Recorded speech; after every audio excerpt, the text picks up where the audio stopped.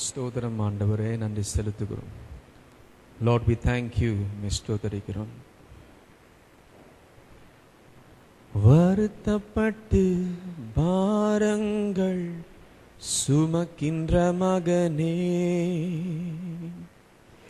வருத்தப்பட்டு பாரங்கள் சுமக்கின்ற மகளே, நீ வருவாயா இயேசு இன்று வாழ்வு தந்திடுவார்.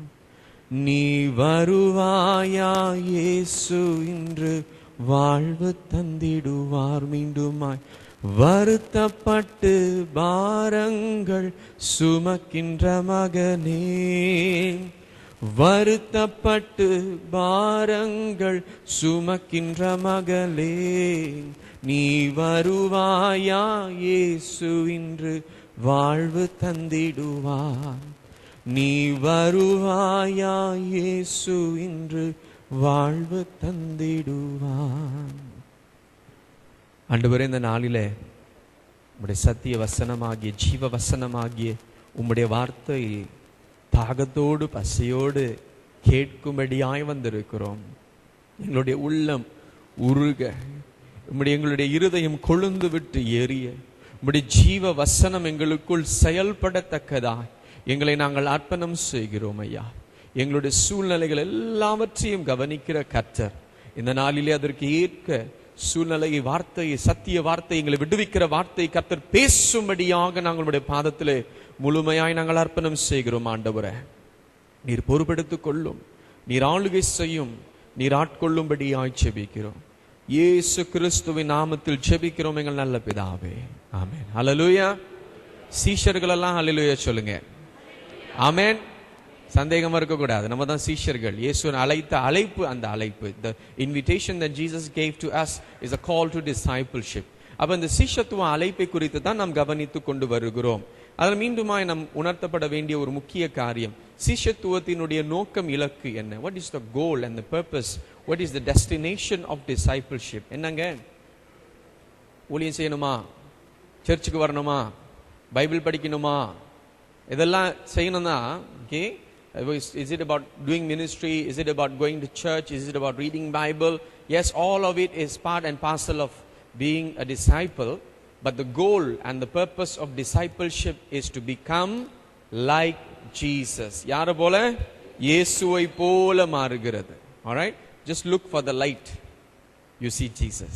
இயேசுவை போல மாறுகிற ஒரு ஜீவியம், the life of becoming like Jesus. You were created to become like Jesus Christ. அப்ப சிலர் என்ன நினைப்பாங்க, நாங்க எங்க அப்பா அம்மாவோட பெட்டர் கிறிஸ்துவன் ஆயிட்டா நல்லது அப்படின்னு நினைப்பாங்க. Some people think if I become a better Christian compared to my father and mother, I am okay, doing well. அவனை விட கொஞ்சம் பெட்டரா நான் நிறைய சர்ச்சுக்கு வரேன், ஒரு மாசத்துல ஒரு வாரம் தான் வரேன், நான் 2 வாரம் வரேன், சோ நான் நல்ல கிறிஸ்துவன், நல்ல விசுவாசி, நல்ல சீஷன் நினைத்துக் கொள்ளலாம்.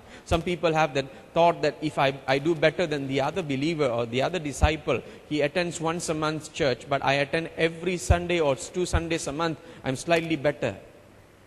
Our focus is to become like Jesus. நம்முடைய கவனம் இயேசுவை போல மாறுகிறது. அது மேல ஒரு பைத்தியம், ஒரு வைராக்கியம், ஒரு வாஞ்சை வரணும். they must create a desire. ஆனா சிலர் சொல்லுவோம், ஒருவேளை நம்முடைய எண்ணங்களில் இருக்கும், அவரை போல மாற முடியுமா? அதை சொல்லி இதுல தப்பித்துக் கொள்றதுக்கு ஒரு வழி தேடுவோம். We find an excuse which seems like a valid excuse when we say, cannot become like Jesus. Jesus, ஐயோ அவரு.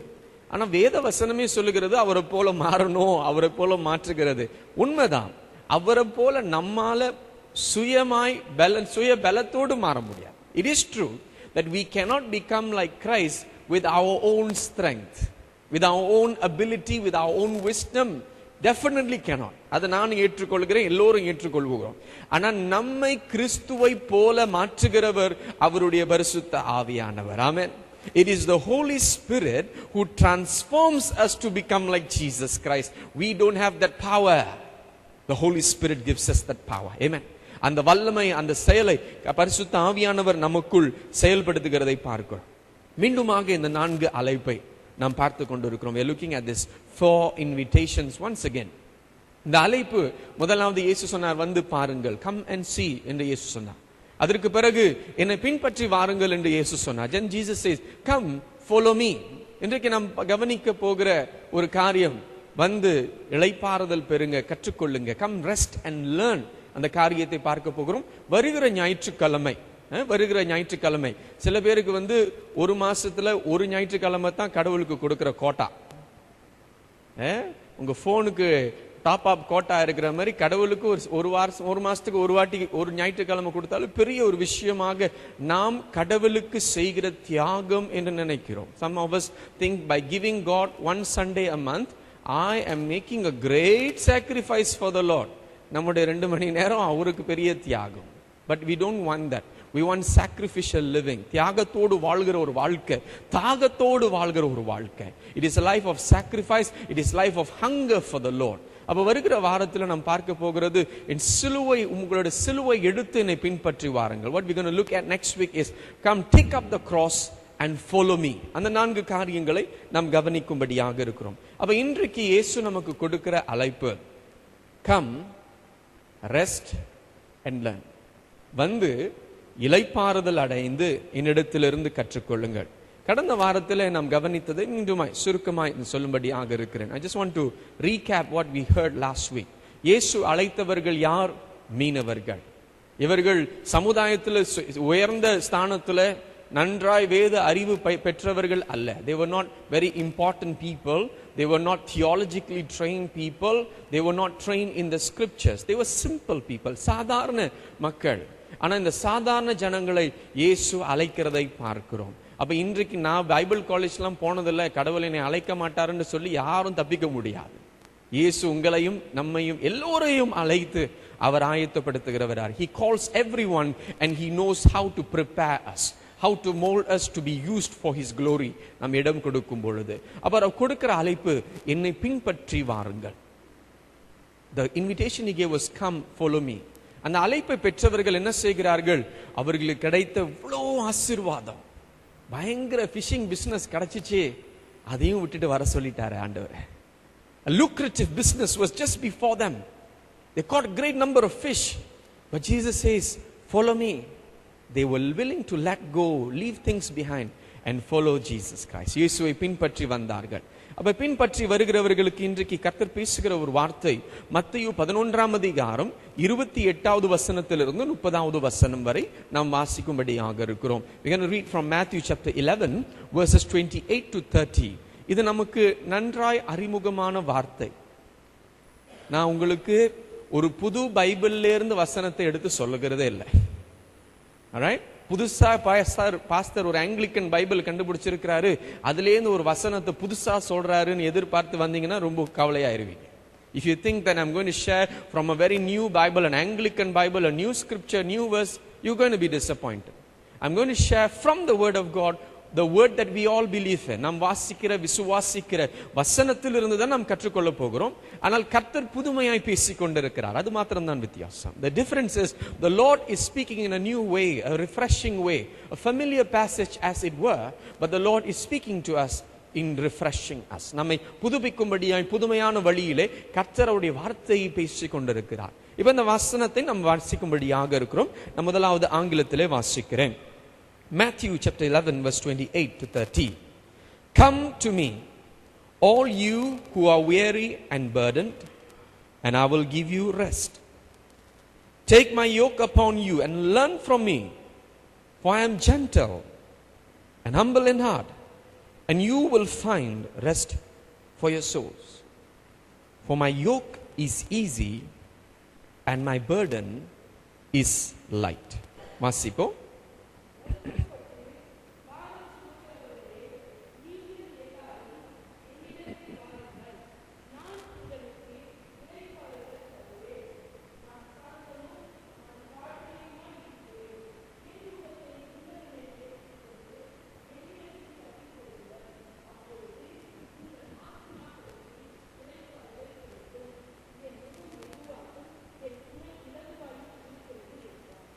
ஆமென். இப்ப இயேசு முதலாவது கொடுக்கிற அழைப்பு, வருத்தப்பட்டு பாரம் சுமக்கிறவர்களுக்கு கொடுக்கிற ஒரு அழைப்பு. It is a call to the weary and to the burden. a call to the broken, a call to the despised. ஒதுக்கப்பட்டவர்களுக்கு, புறக்கணிக்கப்பட்டவர்களுக்கு, பாரத்தை சுமக்க முடியாம நடக்க முடியாம இருக்கிறவர்களுக்கு இயேசு கொடுக்கிற ஒரு அழைப்பாக இதை நாம் பார்க்கிறோம். இயேசு சொல்கிறார், வருத்தப்பட்டு பாரம் சுமக்கிறவர்களே நீங்கள் எல்லோரும் என்னிடத்தில் வாருங்கள். இப்ப நம்முடைய வாழ்க்கையை பார்க்கும் பொழுது இப்படிதான் இருக்கும். ஐயோ பிரச்சனை என்று சொன்னா பிரச்சனைக்கு முடிவே இல்லை. If we just start talking about problems and issues and difficulties, it is a never ending thing. ஆனால் இந்த பாரங்கள், இந்த பிரச்சனைகள், இந்த கஷ்டங்களோடு நாம் வாழ்ந்து கொண்டுதான் இருக்கிறோம். குடும்பத்திலே இருக்கலாம், வேலை இடத்துல இருக்கலாம், படிப்பின் விஷயத்தில் இருக்கலாம், பண விஷயத்தில் இருக்கலாம், உறவுகளிலே இருக்கலாம், வகை வகையான சூழ்நிலைகளிலே பிரச்சனையை சந்தித்து கொண்டுதான் இருக்கிறோம். We encounter trouble and problem, whether it be in our family, whether in the workplace, whether we're studying, whether it is in finances, whether it is in relationship. Very creative ways of problems coming to us. வகை வகையாக பிரச்சனைகள் நம்மை தேடி வருகிறது. இல்லை, சில நேரங்களில் நாமே பிரச்சனையை தேடி போய்கிறோம். ஆனால் அந்த பிரச்சனைகள், கஷ்டங்கள், போராட்டங்கள் வரும் பொழுது என்ன வருகிறது? வருத்தம். வருத்தம், பாரம், சுமக்க முடியாத நிலையிலே சோர்ந்து தோய்ந்து போய் இருக்கும் பொழுது என்ன செய்வது? All right, what do we do when we are so wearisome, when we are so burdened and the pressure is too much for us to manage? What do we do? வருகிற மாதத்துல இன்னொரு பிரச்சனை உங்களுக்கெல்லாம் வரப்போகுது. உங்களுக்கு மட்டும் வராதா பாஸ்டர்? எல்லாத்துக்கும் தான் ஒரு புது பிரச்சனை, ஒரு புது பாரம். அநேகர் அது குறித்து யோசிச்சிருப்பாங்களான்னு தெரியல. ஆனா சிலர்கிட்ட பேசும் பொழுது அந்த பயம் வருது. பாஸ்டர், ஜிஎஸ்டின்னு ஒண்ணு வருது, அது என்ன மிருகம்னு தெரியல, புது மிருகம் மாதிரி இருக்கு. ஆனா அந்த நினைச்சாலே ஒரு பயமா இருக்கு. பண பிரச்சனை, கஷ்டம் வரப்போகிறதே. அந்த நாட்களிலே இன்னும் வருத்தம் அதிகரிக்கும், இன்னும் துன்ப நாட்கள், இன்னும் பாரம் அதிகரிக்கும். It is true, it is reality, it is going to come. We're going to face this. Financial difficulties is something that we will have to face. இப்ப இந்த கஷ்டங்கள், இந்த பாரங்கள், போராட்டங்கள் எல்லாம் வரும் பொழுது என்ன செய்வது? சுமக்க முடியாதபடி சுமந்து கொள்ளும் பொழுது worry, கவலை, fear, பயம், guilt, குற்ற உணர்வோடு வாழ்ந்து கொண்டிருக்கிறது. ஐயோ என்ன செய்யறது, இது முடியலையே, அது முடியல. அப்ப இந்த மாதிரி ஒரு சூழ்நிலை, நம்ம ஒரு பிரஷர் குக்கர் மாதிரி, ஒரு பிரஷர் குக்கர் மாதிரி நம்ம அப்படி பிரச்சனைகள் அவிழ்த்தும் பொழுது வகை வகையான தீர்வுகளை நாம் தேடிக்கொள்வோம். Alright, when the pressure overcomes us or presses on to us, we may choose and find solutions by our own selves. அப்ப சிலர் என்ன செய்வார்கள் என்றால் அதெல்லாம் மனசுல அப்படியே பூட்டி வச்சுக்குவோம். Some of us are very good at bottling up this pressure. ஓட்டு போட்டு அமுக்கி அமுக்கி அமுக்கி அமுக்கி அமுக்கி ஒரு நாள் அந்த பாட்டில் விடிச்சிரும், நம்மளும் விடிச்சிருவோம்.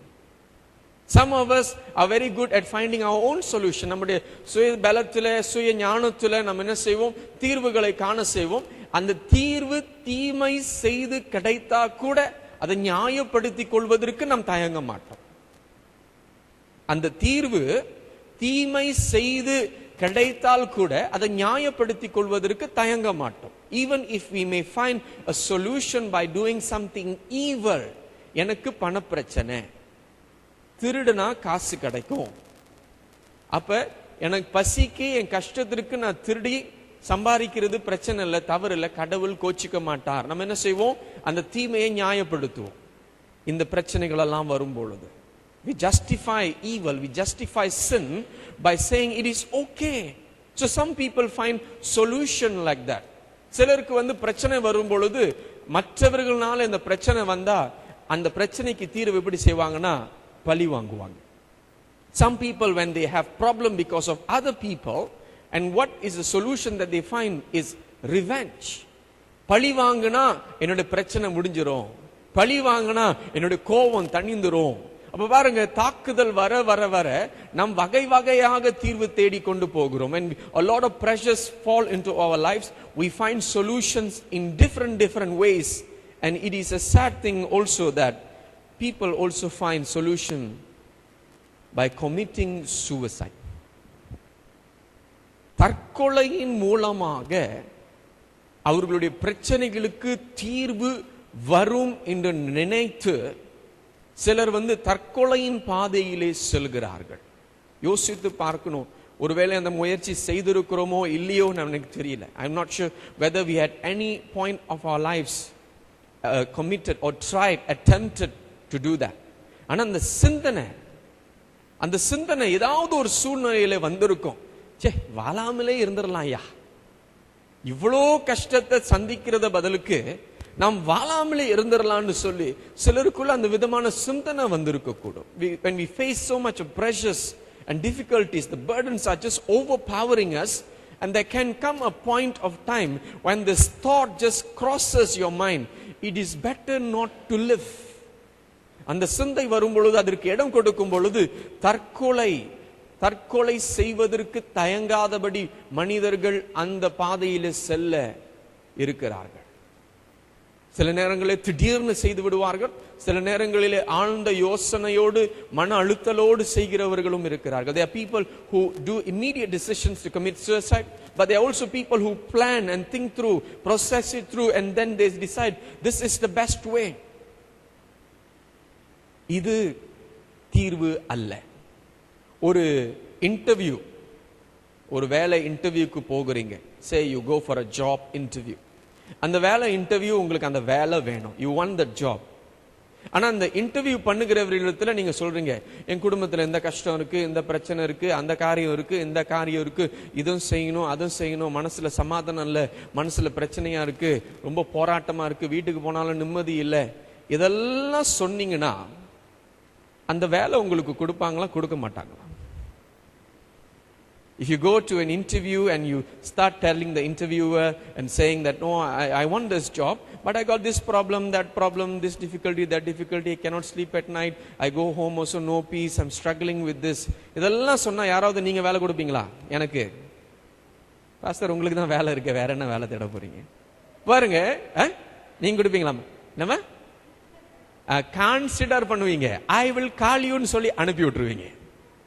Okay, the most probable response you might get is we will call you, அனுப்பி விட்டுருவாங்க. யாராவது அந்த மாதிரி ஆளுக்கு வேலை எடுத்துக்குவாங்களா?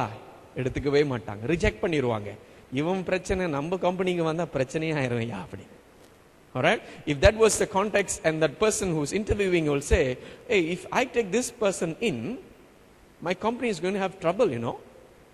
But Jesus doesn't say that. இயேசு அப்படியாக சொல்வதே இல்லை. வருத்தப்பட்டு பாரம் சுமக்கிறவர்களே, உங்கள் வருத்தத்தையும் பாரத்தையும் வைத்துவிட்டு என்னிடத்தில் வாருங்கள் என்று சொல்லல. He does not say leave your worrisome and problems and burdens behind and come to me, but rather he says come to me as you are, come to me with your worries, come to me with your sorrows, come to me with your brokenness, come to me as you are. நீ இருக்கிற வண்ணமா என்னிடத்துல வா, உன்னை ஒதுக்க மாட்டேன், உன்னை புறக்கணிக்க மாட்டேன், உன்னை தள்ள மாட்டேன். சில நேரத்தில் நம்ம நினைக்கிறோம் என் பிரச்சனை கடவுளுக்கு பெரிய பிரச்சனையா மாறிற போகுது. We think our trouble will trouble God. நம்ம பிரச்சனை அவ்வளவு பெரிய பிரச்சனை, அவரால் சுமக்க முடியாது, அவரால் தீர்க்க முடியாதது. நம்முடைய வருத்தங்கள், நம்முடைய பாரங்கள் அவ்வளவு பெரிய காரியங்கள், அவரால் தீர்க்க முடியாத காரியங்கள் இல்லை. அப்ப இயேசு கொடுக்கிற அழைப்பு இவ்வளவு மகிமையான ஒரு அழைப்பு பாருங்க. It is such a glorious invitation that God wants me to come to him who I am. He's not filtering me, he's receiving me and accepting me as who I am. என்னுடைய கஷ்டங்கள், என்னுடைய பாரங்கள், அதை எல்லாவற்றையும் ஏற்றுக்கொள்கிறார். என்னையும் ஏற்றுக்கொள்கிறார், என் பிரச்சனையை ஏற்றுக்கொள்கிறார், என் கஷ்டத்தை ஏற்றுக்கொள்கிறார், என் பாரத்தை ஏற்றுக்கொள்கிறார். என்னை ஏற்றுக்கொள்கிறவருடைய அழைப்பை நான் எப்படி ஏற்றுக்கொள்ளாமல் இருக்க முடியும்? How can I not respond to the one who invites me with so much of love? அந்த இளைய குமாரன் வீட்டை விட்டு போய் பணத்தெல்லாம் அழிச்சிட்டு ஓடி வரும் பொழுது நீ நாற்றமாயிருக்கிற சொன்னாரா? Did he say you are stinking, smelly, I don't want to? அரவணைத்த தேவனுடைய இருதயத்தை தான் நாம் பார்க்கிறோம். வருத்தப்பட்டு பாரம் சுமக்கிறவர்களே, நீங்கள் எல்லோரும் என்னிடத்தில் வாருங்கள், நான் உங்களுக்கு இளைப்பாறுதல் தருவேன். தற்கொலை முடிவு அல்ல. தற்கொலை இந்த உலகத்திலே நாம் சந்திக்கிற பிரச்சனைகளுக்கு தீர்வு அல்ல. பழிவாங்குதலும் தீர்வு அல்ல. Revenge is also not the way. நான் இப்போ ஒரு 20 நிமிஷம் பிரசங்கம் பண்றேன்னா அந்த 20 நிமிஷத்திற்குள்ள எண்ணிக்கை சொல்லுகிறது ஒரு 30 பேர் இந்த உலகத்துல தற்கொலை பண்ணி கொள்கிறார்கள். In this 20-minute sermon that I preach, about 30 people are committing suicide all over the world. இதுதான் தீர்வுன்னு செய்றாங்க. நம்ம அந்த வழியை தேடிடக்கூடாது. மற்றவர்கள் அந்த வழியை தேடி போகும் பொழுது அவர்கள் அந்த வழி தவறு, கர்த்தரிடத்துல வாங்கன்னு நம்ம காண்பிக்கணும். எத்தனையோ ஜனங்கள், எத்தனையோ ஆட்கள் இந்த வழியை தேடிக்கொண்டு போகிறார்கள். விசேஷமாய் நம்முடைய சமுதாயத்துல, இந்திய சமுதாயத்துல இதுதான் தீர்வு என்று காணுகிறார்கள். Many people in our Indian community think that this is a solution. Who will tell them that Jesus is calling them? அவர்களிடத்துல யார் போய் சொல்லுவான், இயேசுதாயா வழி, இயேசுதான் அழைக்கிறார். உன்னுடைய வருத்தத்தோடு உன்னுடைய பாரத்தோடு நீ இயேசுவிடத்துல வந்தா அவரை உன்னை ஏற்றுக்கொள்வார். வருத்தப்பட்டு பாரம் சுமக்கிறவர்கள் நீங்கள் எல்லோரும் இடத்துல வாருங்கள், அவர் உங்களுக்கு இளைப்பாறுதல் தரும்படியாய் அழைக்கிறார். He calls us to cast all our anxieties. 1 பேதுரு 5ஆம் அதிகாரம் 7வது வசனத்துல சொல்லுகிறது. நம்முடைய வருத்தங்கள், நம்முடைய பாரங்கள், நம்முடைய துக்கங்கள், நம்முடைய எல்லா காரியங்களையும் எங்க வைக்கணுமா? அவரிடத்துல கொடுக்கணும். அவர் எல்லாம் பிரச்சனை எல்லாம் தள்ளி வச்சுட்டு வர சொல்ல, பிரச்சனைகளோடு என்னுடைய சமூகத்துல வாங்க, நான் இருக்கிறவராக ஏற்றுக்கொள்கிறேன். So Jesus says, I receive you as you are. I receive your problems as you bring it, and I will help you. அதுதான் கர்த்தர் சொல்லுகிற இரண்டாவது காரியம். வருத்தப்பட்டு பாரம் சுமக்கிறவர்களே, நீங்கள் எல்லோரும் என்னிடத்தில் வாருங்கள், நான் உங்களுக்கு மருந்து கொடுக்கிறேன்னு சொல்லல, ஆலோசனை கொடுக்கணும் கூட சொல்லல. He did not say, come with your problem, I will give you some medicine and see if it works. Doesn't work, I give you another medicine. Doctor ஒருவேளை அந்த மாதிரி செய்வாங்க. Okay? He doesn't say, I will give you some advice. சில ஆலோசனை கொடுத்து பார்ப்பேன், work out பண்ணா okay. ஆனா கர்த்தர் கொடுக்கிற அந்த அழைப்பு ரொம்ப ஆழமான ஒரு அழைப்பு. It is a very deep calling. It is a very deep invitation.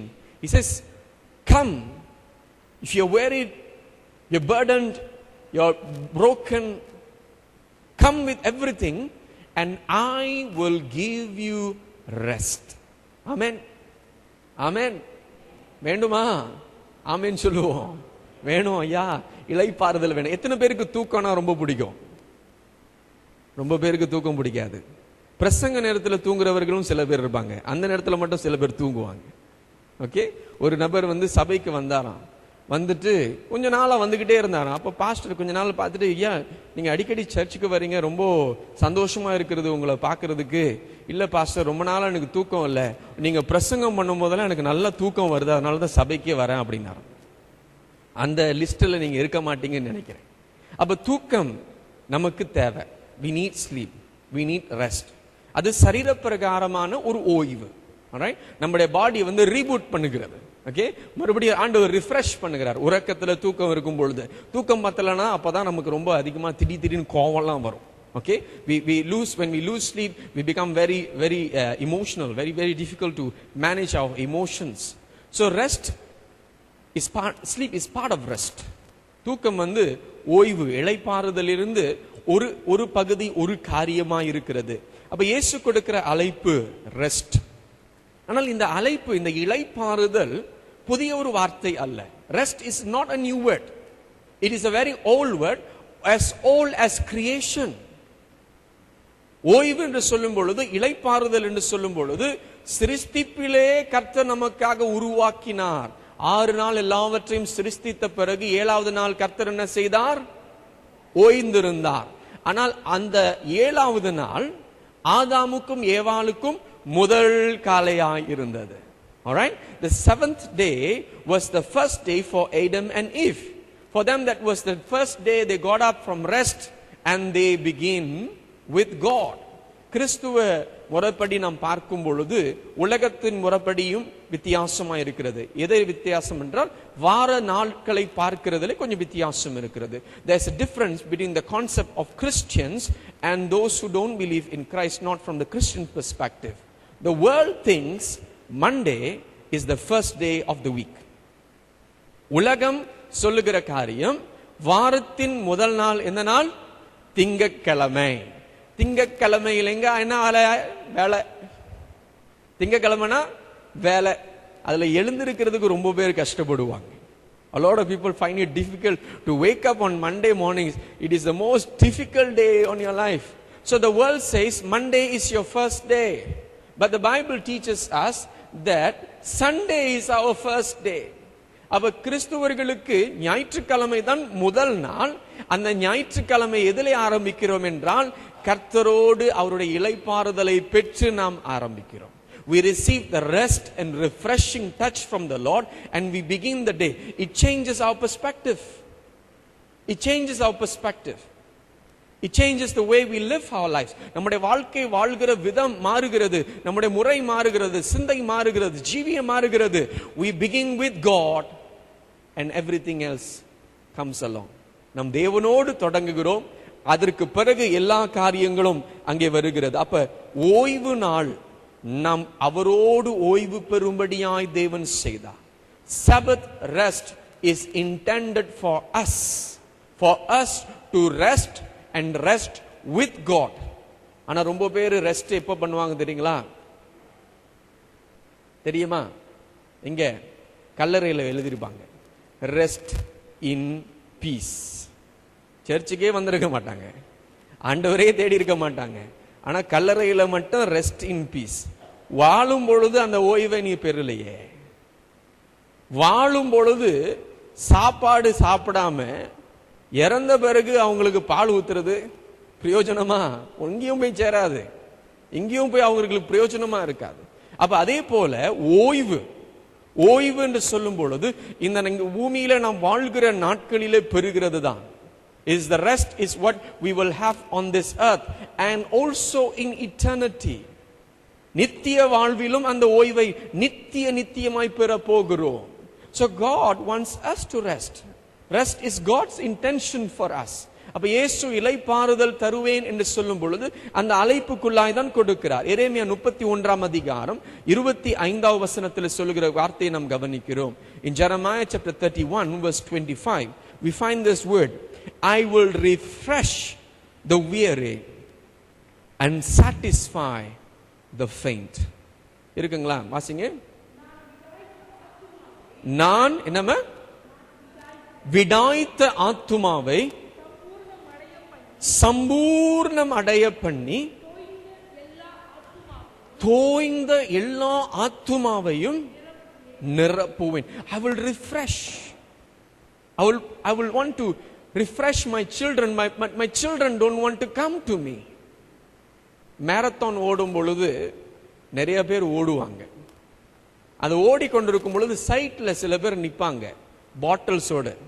அது 100+ இருக்கலாம், ரெட் புல்லா இருக்கலாம், ஏதாவது ஒரு குடிக்கிற பானமா இருக்கலாம். Alright? When you run in a marathon, you run, quite a number of people run, but as you run, there are people standing on the roadside giving you something to drink, an energy drink. You can continue running and ignore them. நீங்க தொடர்ந்து ஓடிக்கொண்டு அவர்களை மறந்து விடலாம். ஆனால் அதை பெற்றுக்கொள்ளும் பொழுது உங்களுக்கு ஒரு புது மறுமலர்ச்சி வருகிறது. When you receive that, you drink that. And this is the invitation that God is giving. In the business of running your burdensome life, come to me. உன்னுடைய வாழ்க்கையை நீ ஓட்டிக்கொண்டு கஷ்டப்பட்டுக்கிட்டு பிரச்சனையெல்லாம் சுமந்து கொண்டு ஓடி போகிறாயே, எவ்வளவு நாள் ஓடி போகுவாய்? எவ்வளவு நாள் இதெல்லாம் சுமந்து செல்வாய்? என்னிடத்துல வா, நான் உனக்கு இளைப்பாறுதல் தருகிறேன். நான் உனக்கு ஒரு மறுமலர்ச்சி கொடுக்கும்படியாய், ஒரு மறு வாழ்வு கொடுக்கும்படியாய் விரும்புகிறேன். I want to give you a new life, a new beginning, refresh you. வேண்டுமா வேண்டாமா? ஒரு சகோதரியோடு நான் கொஞ்ச நாட்களுக்கு முன்ன பேசிக் கொண்டிருக்கும் பொழுது அவங்க என்ன சொன்னாங்கன்னா, ரொம்ப பிரச்சனை, ரொம்ப கஷ்டங்கள் இருக்கு, ரொம்ப பிரச்சனை, ரொம்ப கஷ்டங்கள் இருக்கு. இந்த கஷ்டங்கள் எல்லாம் எப்படியாவது நான் மேற்கொள்ள பார்க்கிறேன். என்னால மேற்கொள்ள முடியலனா அப்ப நான் ஜெபிக்கிறதுக்கு வரேன்னு சொன்னாங்க. I spoke to someone who shared that I have a lot of problems. I'm having a lot of difficulty. But if I will try my best to cope and solve this. If I cannot, then I will come for prayers. சுயமுயற்சியில தோல்வி அடைந்து தோய்ந்து போனவர்கள் அநேக. ஆனா தேவனிடத்துல வரும் பொழுது கர்த்தர் சொல்லுகிற ஒரு காரியம், அவர்களுக்கு நான் இளைப்பாறுதல் தருவேன். அப்ப இயேசு தம்முடைய சீஷர்களை அழைக்கும் பொழுது அவர் கொடுத்த அழைப்பும் அப்படிதான். The invitation that Jesus gave to his disciples is also like that. நாம் நினைக்கிறோம் ஆண்டவர் அழைத்துட்டார்னா நேரா ஊழியம், கஷ்டம், பாடுகள், போராட்டம், ஓநாய்கள் மத்தியிலே ஆண்டவர் அனுப்பிடுறாருன்னு நினைச்சுக்கிறோம். We think when God calls us, it is going to be a troublesome life, difficult life. He's going to send us out among wolves. And so many of us shy away. அநேகர் நம்ம அந்த அழைப்பு வேணான்னு சொல்லி ஓடிக்கொள்கிறோம். ஆனா mark 3ஆம் அதிகாரத்தில் நீங்கள் வாசிக்கும் பொழுது இயேசு தம்முடைய சீஷர்கள் தம்மிடத்தில் அழைக்கும் பொழுது எந்த நோக்கத்தோடு அழைக்கிறார்? ஊழியம் செய்யும்படியாக அழைக்கிறாரா? முதல் அழைப்பு, அவருடைய அழைப்பை நாம் கவனிப்போம். The first invitation that Jesus gives when he calls the disciples to himself, he calls them by name, he chooses them by name. And the Bible clearly says Jesus went up on a mountainside and called to him those he wanted, and they came to him. He appointed 12. Appointed 12 for what? எதற்காக நியமித்தார்? That they might be with him. And then அதுக்கு பிறகுதான் பிசாசு ஓட்டுறதுக்கு, ஊழியம் செய்யறதுக்கு, தீர்க்க தரிசனம் செய்யறதுக்கு, எல்லா ஊழியங்கள் அவரோடு இருந்து பிறகு செய்கிறது தான் ஊழியம். First priority is to be with him. Rest. கர்த்தர் கொடுக்கிற அந்த அழைப்பு, அந்த ஓய்வுக்குள்ளாய் தான் அழைக்கிறார். He is calling them to that rest. That rest, அந்த ஓய்வு, அந்த ஓய்வை பெறும்படியாக. தமிழ்ல வாசிக்க கேட்போம் 14வது வசனம். அப்பொழுது அவர் தெரிந்து கொண்டு அவர்கள் தம்மோடு கூட இருக்கவும், அதற்கு பிறகுதான் பிரசங்கம் பண்ணும்படியாக, பிசாசு ஓட்டும்படியாக, ஊழியம் செய்யும்படியாக அதெல்லாம் அனுப்புவார். ஆனா முதல் அழைப்பு, என்னோடு இருந்து என்னுடைய இளைப்பாறுதலை பெற்றுக்கொள். The first thing that Jesus says priority is be with me. I want you to be with me. No God, I thought you wanted to me do. செய்யணும் ஊழியம் செய்து கொண்டே இருக்கணும் தான் நினைச்சுக்கிட்டு இருக்கிறேன் எவ்வளவு நாள். செய்யணும், ஆனா அவரோடு இருந்து செய்யணும், அவர் சொல்றத செய்யணும். It is to do ministry, do it with him, do what he says, but click on to that, to be with him, அவரோடு கூட இருக்கும்படியா. அப்பா நாங்க உங்க கூடயே இருக்கணும் நீங்க சொல்றீங்க ஏசப்பா. Lord, you want us to be with you. சீஷர்கள் ரொம்ப சோர்ந்து ஊழியத்தெல்லாம் செய்து கொண்டு வரும் பொழுது, when the disciples go out, they are very tired after a long ministry, and then they have to feed so many people. இதெல்லாம் முடித்த பிறகு ரொம்ப டயர்ட் ஆயிட்டாங்க. மார்க் 6:31 சொல்கிறது, then because so many people were coming and going that they did not even have a chance to eat, he said to them, come with me by yourselves to a quiet place and get some rest. But sometimes ministry doesn't seem like that. ஆனா சில நேரங்களிலே ஊழியத்தை பார்க்கும் பொழுது அப்படி தெரியல. Pastor phone அடிச்சாலே சில பேர் பயப்படுறாங்க போன் எடுக்கிறதுக்கு. அவ்வளோ வேலை, அவ்வளோ கஷ்டம். We are fearful of ministry, we are fearful. But the ministry that Jesus calls us unto is a ministry that begins with resting in him. அவரோடு இளைப்பாறுது, அவரோடு ஊழியம் செய்கிற அந்த ஊழியத்திற்குள்ளாக அழைக்கிறார். It is not about doing, it is about being.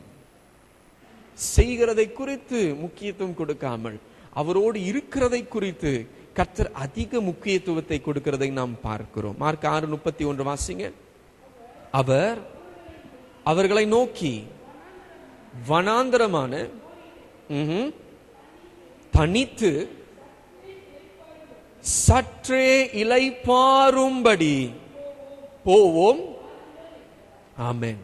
அப்ப அழைப்பு இயேசு கூட இருந்து அவரிடத்தில் பெறுகிற இளைப்பாறுதல். The rest that we can find in him. சிலர் ரெஸ்ட் இதெல்லாம் கண்டுபிடிக்கிறோம் போதை பொருள் அடிமைத்தனத்துல, இல்ல ஆல்கஹால்ல. அது எனக்கு கொஞ்சம் இளைப்பாறுதல், நல்லா தூங்க முடியுது pastor, நியாயப்படுத்துகிறோம். We think we can find rest with taking drugs, with taking alcohol. Those are all no real rest. The only rest that we can really experience, true rest, is with Jesus. என்றால் அதற்கு பிறகு நாம் வாசிக்கிற அந்த வசனத்துல இயேசு கொடுக்கிற அந்த இளைப்பாறுதல் எப்படிப்பட்ட இளைப்பாறுதல் என்றால், உங்கள் ஆத்துமாக்களுக்கு இளைப்பாறுதல். தண்ணி அடிச்சா சரீரத்திற்கு ஒரு லெவல்ல இளைப்பாறுதல் கிடைக்கலாம், தெரியல. Alright, if you consume alcohol, you get high, you may get physical form of rest, a temporary deceptive rest. But the rest Jesus promised is rest for our souls. நம்முடைய உள்ளார்ந்த மனுஷன், நம்முடைய ஆத்துமாவுக்கு இளைப்பாறுதல் கிடைக்க கர்த்தர் விரும்புகிறார். அல்லாடி கொண்டிருக்கிறது, நிலையில்லாம போராடி கொண்டிருக்கிற நம்முடைய ஆத்துமா, our inner man, our soul as it were, is struggling inside. There is no base. It seems to be jumping from one to this, to that, to that, to this. No status. It is not static. It is struggling. And Jesus says, I want to give you rest inside you. எல்லா புத்திக்கும் மேலான தேவ சமாதானம் என்று சொல்லும் பொழுது சில பேருக்கு அந்த தேவ சமாதானம் புத்திக்கு மேலேயே போயிருது, மண்டைக்கு மேலேயே போயிருது, ஏற மாட்டுது, புரிய மாட்டுது. என்ன சமாதானம்? வெளியே போகும்போது அதே பிரச்சனையோட தான் போறேன். I come to church, I pray, when I go out with the same problem. What is this peace that passes all understanding? The peace is the peace that Jesus wants to put inside of us. நமக்குள்ளே நாட்டும்படியாக, நமக்குள் ஆழமாய் பதியும்படியாக கர்த்தர் விரும்புகிற அந்த சமாதானம், அந்த இளைப்பாறுதல், உங்கள் ஆத்துமாக்களுக்கு சமாதானம்.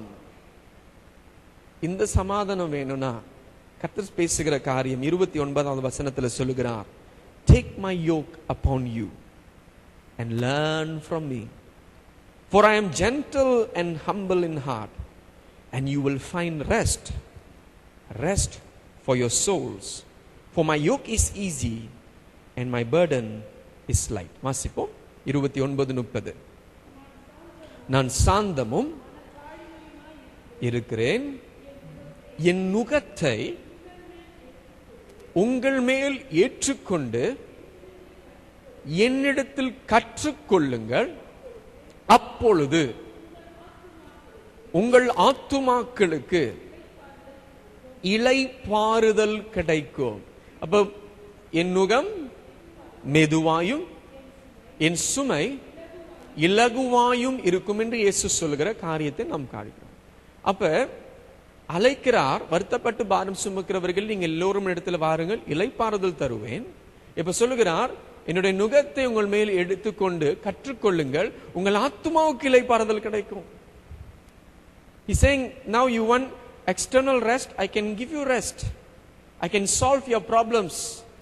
I can solve your issues. I can give you solutions. I can give you decisions. I can change your situation. I can do all that. But that is external. External. But the rest that Jesus wants us to experience is internal, deep, inside our inner man. ஆழ்ந்த மனுஷன் இல்ல, கடல் கொந்தளித்தாலும் சமாதானம். ஆமென். பிரச்சனை வந்தாலும் நிற்கக்கூடிய அந்த பலன், உறுதியாய் நிற்கக்கூடிய ஆத்மீக சமாதானம், இளைப்பாறுதலை குறித்து தான் கர்த்தர் பேசிக் கொண்டிருக்கிறார். He is speaking about deep inner peace and inner rest for our souls, which many of us do not discover. அநேகர் கண்டுபிடிக்கிறதே இல்லை, அநேகர் அனுபவிப்பதே இல்லை. தள்ளாடி ஓடிக்கொண்டு வெளியே பிரச்சனை முடிஞ்சா போதும், ஐயா 50 வலி தேவை, 50 வலி கிடைச்சிருச்சா, கடவுள் கொடுத்துட்டாரா, அது போதும் அநேகர் விட்டுறோம். If I need 50 ringgit and the 50 ringgit comes to me, my problem solved. So many people are satisfied with that superficial relationship, God being my provider. But Jesus is saying, no, I want to give you rest inside your soul. உன்னுடைய ஆத்துமாக்குள்ள ஒரு இளைப்பாறுதல் வேணும் என்றால் ஒரு காரியம் செய்யணும். If you want rest for your soul, you must do something I'm asking you to do. Take my yoke upon you. என்னுடைய நுகத்தை உங்கள் மேல் ஏற்றுக்கொள்ளுங்கள் என்று கர்த்தர் பேசுகிறார். இந்த நுகம் என்று சொல்லும் பொழுது என்ன? இதுதான். இது புல் என்ன சொல்லுவீங்க தமிழ்ல? காளமாடு. ஓகே, காளமாடு அது பிளவ் பண்ணும் பொழுது என்ன சொல்லுவீங்க? பிளவிங், உழுகிறது. ஓகே, அது உழுகும் பொழுது, அது உழுகிற அந்த வேலை செய்யும் பொழுது 2 மாடு இருக்கும். அந்த 2 மாடு இருக்கும் பொழுது ஒன்னு சீனியர் மாடு, ஒன்று வந்து ஜூனியர் மாடு இருக்கும். அந்த சீனியர் மாடு வந்து ஜூனியர் மாடுக்கு டீச் பண்ணும், எப்படி ஒழுக வேண்டும் என்று கற்றுக் கொடுக்கும். So in the process of farming, you have bulls and there will be a younger one and the older one. So the older one will have the yoke upon its neck and the younger one also will have the yoke upon his neck. It will be connected. அது இணைக்கப்பட்ட ஒரு நுகமாக இருக்கும். அப்ப அந்த உழுகும் பொழுது senior மாடு வந்து கற்றுக் கொடுக்கும் ஜூனியர் மாடுக்கு எப்படி செய்யணும், எப்படி நடக்கணும், எவ்வளவு வேகமா நடக்கணும், எவ்வளவு குறைவா நடக்கணும், இதெல்லாம் கற்றுக் கொடுக்கும். அப்ப இயேசு நம்மளெல்லாம் மாடுன்னு சொல்றாரு. அப்படியா? அவரே அதை சொல்கிறார். அவர் நுகத்தை குறித்து பேசுகிறார். Jesus is speaking about the yoke. அங்க இருக்கிறவர்களுக்கு புரிந்த ஒரு காரியம் அதுதான். So what does it mean is, இயேசு சொல்லுகிற அந்த சுமை, இந்த பாரத்தெல்லாம் இறக்கி வச்சுட்டு, கஷ்டம் போராட்டம் எல்லாம், நம்முடைய துக்கங்கள் நம்முடைய பாரங்கள் எல்லாம் இறக்கி வைத்துட்டு, அவருடைய நுகத்தை அவர் மேல் நம் மேல் ஏற்றுக்கொள்ளும்படியாக. அந்த வார்த்தையை கவனிக்கணும். Take my yoke upon you. It means you do it. நீங்க தான் செய்யணும். அவர் உங்கள் மேல் கட்டாயமாய் வைந்து போட மாட்டார். He would not force it upon you. He will not pressure you to take the yoke upon us. He will never do that. It is a choice.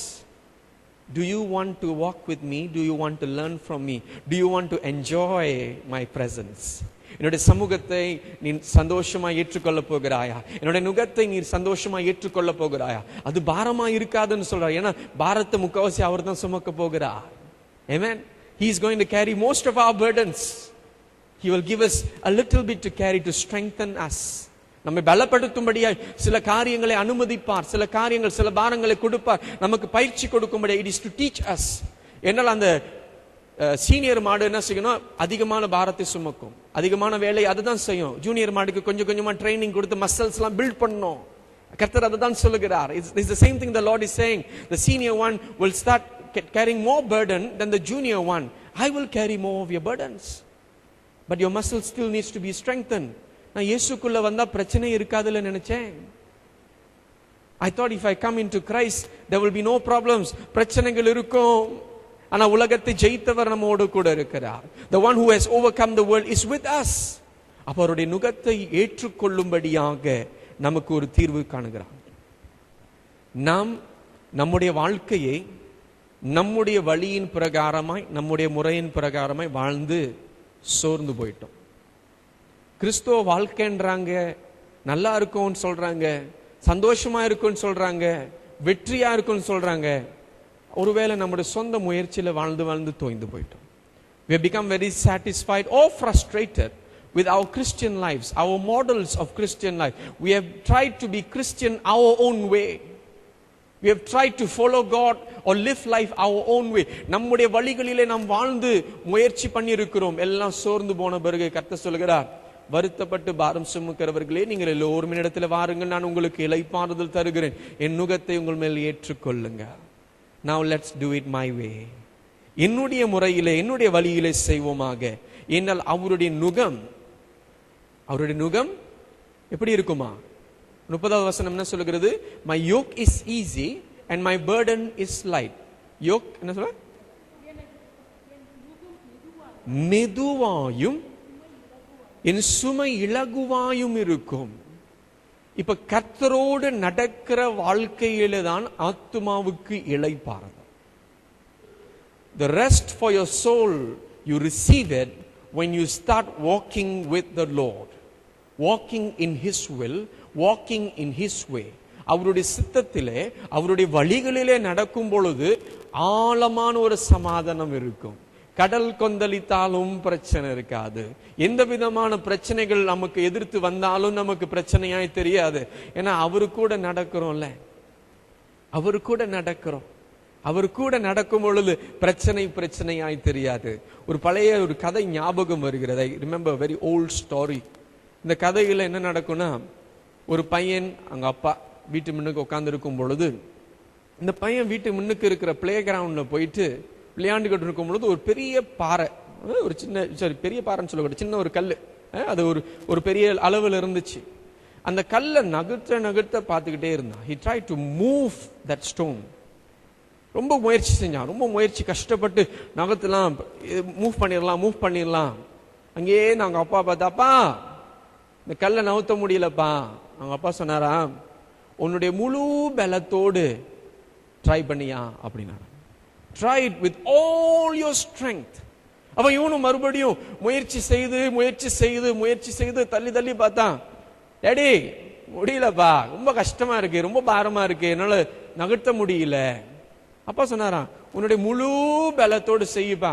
என்னப்பா, என்னோட முழு பலத்தோடு செஞ்சுட்டாமா, என்னால முடியல. அப்ப அப்பா அங்கேருந்து ஏஞ்சி அவன் பக்கத்துல வந்து நின்று சொன்னாரா, பையனே நான் தான் உன்னுடைய முழு பலனே. I am your strength. I am your strength. Do it with my strength. என்னுடைய பலத்தோடு செய். அப்ப நம்முடைய சொந்த பலத்தோடு சொந்த முயற்சியோடு நம்ம சுமக்கிறதல்ல, கர்த்தரோடு சுமக்கிற சுமைகள். We carry it with the Lord. அப்பா நீங்க கூட நடக்கிறீங்க, நான் உங்க கூட நடக்கிறேன். ஏசப்பா நீங்க கூட வரீங்க. Lord Jesus, you are walking with me, I'm walking with you. I'm going to carry the burden, the yoke upon me. So learn from Jesus to live life on this earth. இந்த பூமியிலே வாழ்ந்து வெற்றி பெற்றவரோடு வாழ்கிறது தான் வெற்றியுள்ள வாழ்க்கை. To be victorious, live with the victorious one, the one who overcame. மேற்கொண்டவரோடு நாம் நடக்கும் பொழுது மேற்கொள்ளுகிற பலன் தருவார், கிருபை தருவார், எல்லா விதமான தேவைகளை சந்திப்பார். அவரிடத்தில் கற்றுக்கொள்வோம், அவரை போல வாழ்வோம், அவரை போல நேசிப்போம், அவரை போல ஜீவிப்போம். மீண்டுமாய் 3 காரியங்கள் கர்த்தர் பேசி இருக்கிறார். வருத்தப்பட்டு பாரம் சுமக்கிறவர்களுக்கு ஒரு அழைப்பு. A call to the weary, a call to the burden. Don't live with your burden. Don't take the wrong decision. தவறுதலான முடிவுகள் எடுத்து அதுல சிக்கி மாட்டிக்கொள்ளாதீர்கள். கர்த்தர் அழைக்கிற அந்த அழைப்பு, come and rest. என்னிடத்துல வாங்க, நான் உங்களுக்கு இளைப்பாறுதல் தருவேன். ஆனா அந்த இளைப்பாறுதல் ஆழமான ஒரு இளைப்பாறுதலாய் மாறணும்னா அவருடைய நுகத்தை நாம் ஏற்றுக்கொள்ளணும். If you want the rest to be a rest for your soul, for your inner man, take up his yoke. உங்க வழிகளை விட்டுக்கொள்ளுங்கள், உங்களுடைய பாதைகளை விட்டுக்கொள்ளுங்கள், எல்லாம் விட்டுவிடுங்க. Everything leave behind and say, Lord Jesus, I want to follow your way. You think you have done it best? Jesus says to us today, come to me. என்னிடத்துல வாருங்கள். வருத்தப்பட்டு பாரம் சுமக்கிறவர்கள் எல்லோரும் என்னிடத்துல வாருங்கள், நான் உங்களுக்கு இளைப்பாறுதல் தருவேன். அப்படி நாம் எழுந்து நிற்போமா? We all stand. எந்த பாரம், எந்த கஷ்டம், எந்த போராட்டத்தோடு வந்திருக்கிறீர்களோ எனக்கு தெரியாது. ஆனால் கர்த்தர் பேசின ஒரு வார்த்தை, தற்கொலை சிந்தனையோடு, தற்கொலை எண்ணங்களோடு சிலர் வாழ்கிறீர்கள். இல்லாம இருந்தா நல்லா இருக்குமே, நம்ம இல்லைன்னா தான் அப்பதான் உங்களுக்கு வருத்தம் தெரியும்னு நினைக்கிறீங்க. Some of you think or have been pondering about suicidal thoughts. And the Lord is speaking to you this day. You've been thinking, saying, if I'm no more, then they will appreciate me. நான் இல்லாம போனா அப்பதான் எல்லாரும் என்னை மதிப்பாங்க. இல்லையா, இயேசு உன்னை நேசிக்கிறாரம்மா. வருத்தப்பட்டு பாரம் சுமக்கிறவர்களே எல்லோரும் என்னிடத்துல வாருங்கள் என்று சொன்னவர் தானே உன்னை அழைக்கிறார். அந்த அழைப்பு கேட்கலையா? அந்த குரலில் இருக்கிற அந்த அன்பு உணரலையானே? Don't you realize the love in that voice that calls out to you?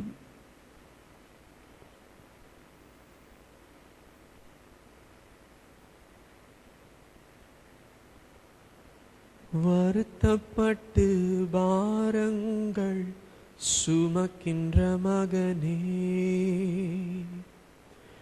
வருத்தப்பட்டு பாரங்கள் சுமக்கின்ற மகளே,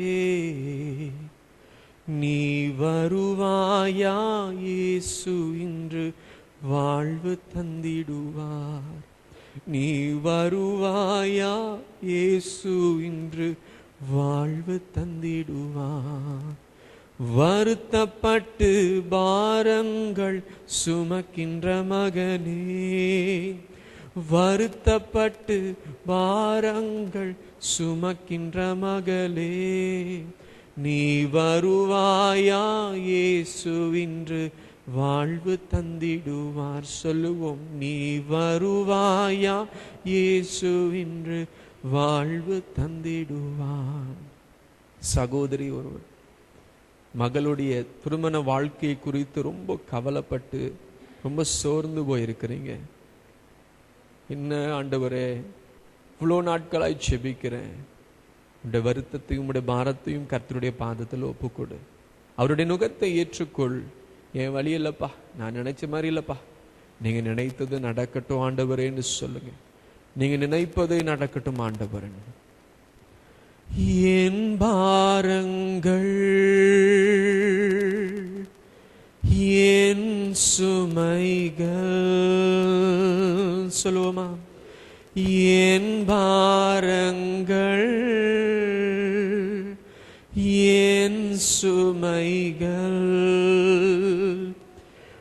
உம் பாதத்தில் இறக்கி வைத்தேன். சொல்லுவோமா? உம் பாதத்தில் இறக்கி வைத்தேன். என் பாரங்கள், மீண்டுமாய், என் பாரங்கள் என் சுமைகள் என் பாரங்கள் என் சுமைகள் உம் பாதத்தில், சொல்லுவோமாய் இணைந்து, இறக்கி வைத்தேன். உம் பாதத்தில்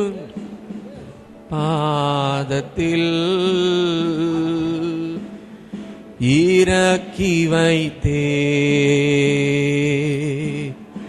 ஏசையா உம்மை தானே என் முன்னே நிறுத்தி உள்ளேன்.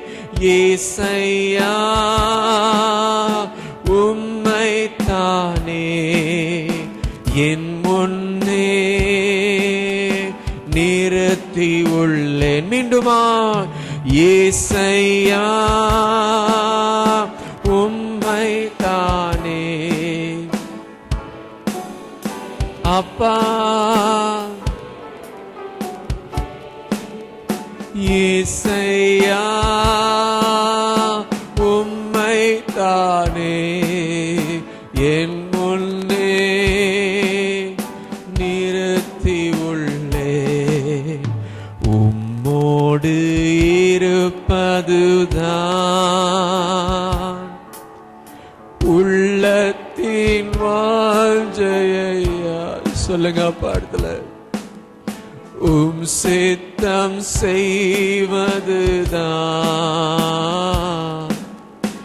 இதயத்தின் ஏக்கமையா. அவரை விட்டு ஓடி போன நாட்கள், உம்மோடு இருப்பதுதான் உள்ளத்தின் வாஞ்சையா. உம் சித்தம் செய்வதுதான்.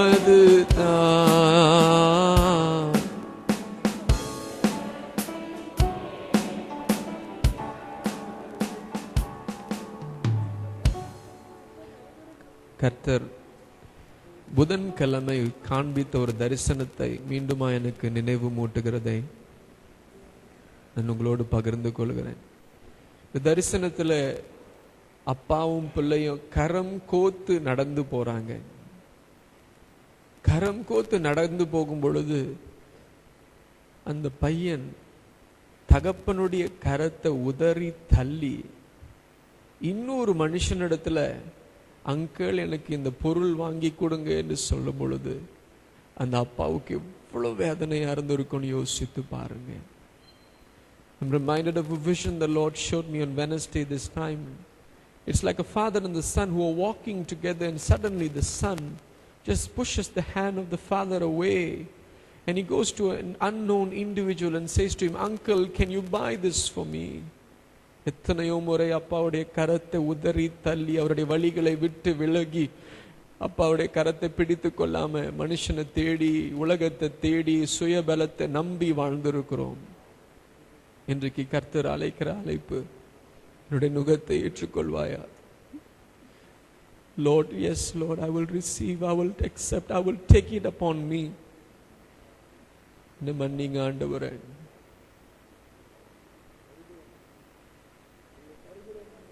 உம்மோடு இருப்பது தான் உள்ளத்தின் வாஞ்சையா. சொல்லுங்க அவரிடத்துல. உம் சித்தம் செய்வது இதயத்தின் ஏக்கமையா. இரு கரங்களை உயர்த்தி ஒப்பு கொடுப்போமா? நான் ஒண்ணுமே பிடிக்கல ஐயா, உங்களை பிடிச்சுக்கிறேன்னு சொல்லுங்க. I'm not holding on to anything, Lord. I'm holding on to you. As we lift both our hands, we say once again, என் பாரங்கள் என் சுமைகள் என் பாரங்கள் என் சுமைகள்